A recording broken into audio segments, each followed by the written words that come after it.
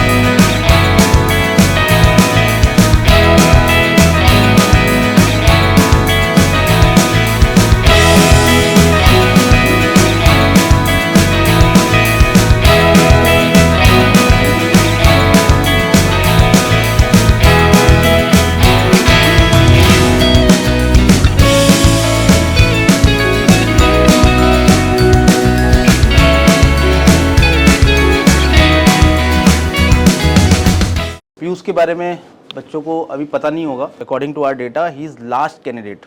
इसके बाद इंडिया 150 की रिपोर्टिंग फिनिश है और without any doubt I would say कि इस बंदे ने अपनी मेहनत से जो बोलते हो ना फॉर्च्यून फेवर्स द ब्रेव, वो प्रूफ किया है। मैंने देखा है बहुत सारे बच्चे आते हैं, वो चाहते हैं मैं पहले अटेम्प्ट में सेलेक्ट हो जाऊँ, पहला नहीं हो पाया दूसरे में। एक बच्ची से भी बात किया, सी गॉट कॉन्फ्रेंस आउट, 3 दिन पहले मेरी बात हुई, उसमें सर अब नहीं कर पाएंगे, अब मैं हायर एजुकेशन के लिए जा रही हूँ सर, 2 अटेम्प्ट बहुत हो गए। तो धैर्यवान होना कितना इंपॉर्टेंट है हमारी लाइफ के लिए, जिस भी करियर के लिए आप काम अपना कर रहे हैं। ये एग्जाम्पल हम लॉर्ड राम से भी सीख सकते हैं। ठीक है, जब कैकेयी ने उनको वनवास दिया था, कितने साल का था वो? 14 साल का था। राजा जैसी लाइफ स्टाइल होने के बाद भी उन्होंने पेशेंस दिखाया और 14 साल के लिए चले गए। और अभी आज की डेट में स्टूडेंट्स, उनको लगता है मैं तुरंत मुझे सक्सेस मिल जाए, 6 महीने की तैयारी करी तुरंत सक्सेस मिल जाए।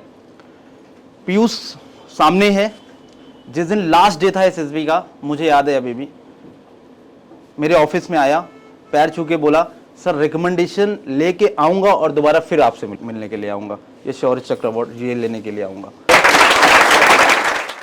जैसे इन्होंने भगवान श्री राम की बात करी है, इसी तरीके से मैं आप लोगों को इतिहास की भी एक बताता हूँ।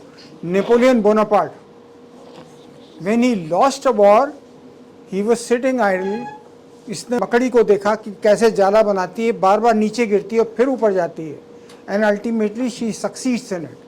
और उसी चीज़ को नज़र में रखते हुए नेपोलियन बोनापार्ट ने एक बार फिर अपनी फौज को इकट्ठा किया and he won the battle. So that is where you should keep in mind, never quit, make an attempt and you will succeed.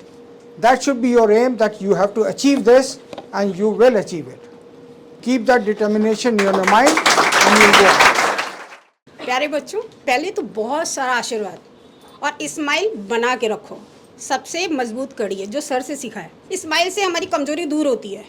और सर को मैंने एक पत्थर दिया था, अपना बेटा, जिन्होंने तराश के उसको मूर्ति बना दी, ना फर्श में लगने के लिए दिया ना दीवार में। आपको चॉइस करना है, दीवार में लगना है या फर्श में लगना है, या मूर्ति कहाँ बैठना है? मंदिर में, जिसके आगे सर झुकता है।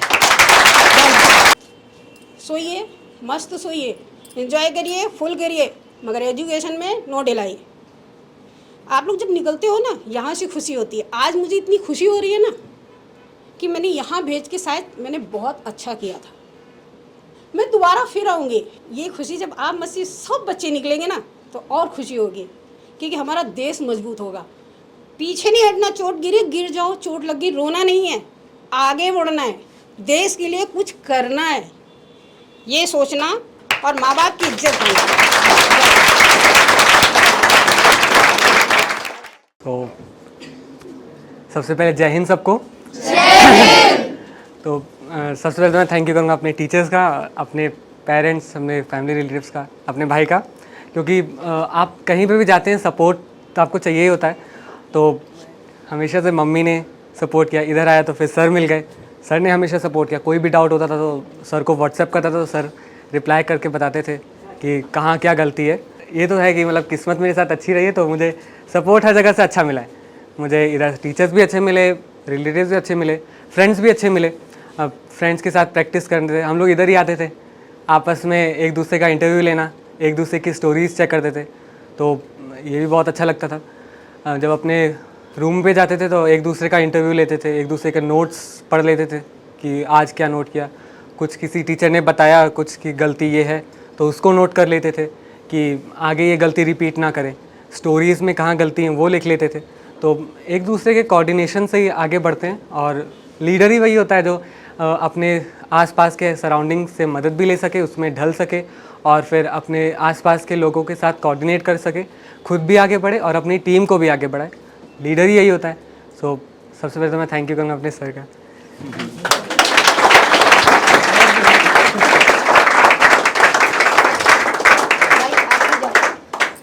आप ही रखो।